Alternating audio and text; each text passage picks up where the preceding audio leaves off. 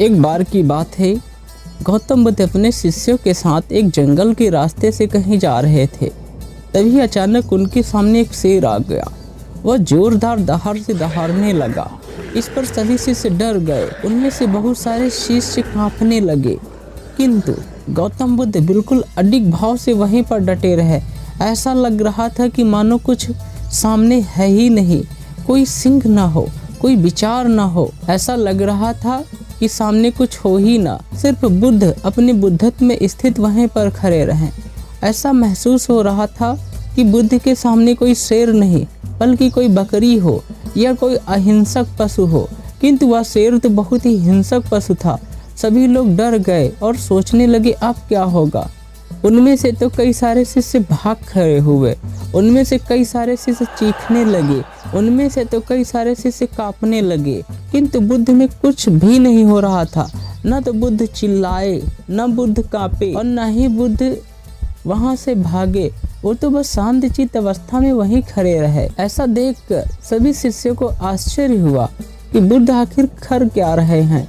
सभी लोगों को तो अपनी जान बचाकर भागना चाहिए, किंतु याद रखना, सिंह का एक स्वभाव होता है, वो भागते हुए शिकार का सबसे पहले शिकार करता है और स्थिर शिकार पर बहुत कम बार झपटता है। वह सिंह दूर से तो दहाड़ रहा था, किंतु नजदीक जैसे जैसे आ रहा था उसका अपना यह स्वभाव भूलता गया, और जैसे और नजदीक आता गया उसका अपना हिंसक स्वभाव और कम होता गया।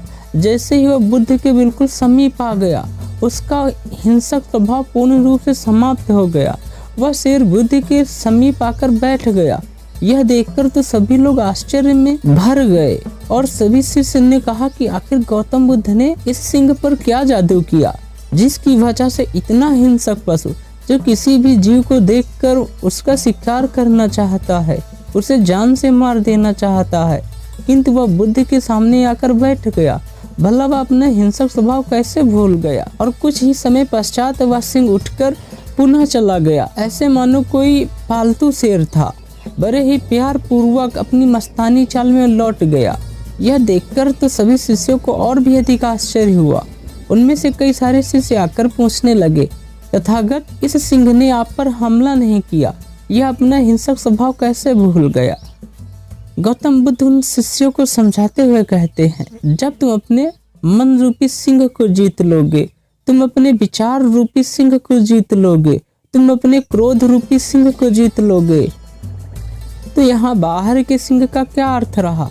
तथागत ने आगे कहा कि जब व्यक्ति के अंदर महागुरु का निवास होता है, जैसे कि प्रेम, करुणा, दया, सरलता, क्षमा, सत्यता, इन गुणों का अनुसरण करने से व्यक्ति के चारों ओर विचारों का एक घेरा बनता है और यह घेरा बेहद ही आनंददायी। इस घेरे में जो कोई आ जाता है वह अपने हिंसक स्वभाव को भूल जाता है। इसलिए सिंह भी अपने हिंसक स्वभाव को भूल गया। तो दोस्तों, हम भी अपने जीवन में इतने ही महान बन सकते हैं जब हम प्रेम, करुणा, दया, क्षमा जैसे गुणों का अनुसरण करेंगे और सभी हिंसक स्वभाव वाले व्यक्ति आपके सामने आकर अपना हिंसक, कटुता भरा स्वभाव भूल जाएंगे।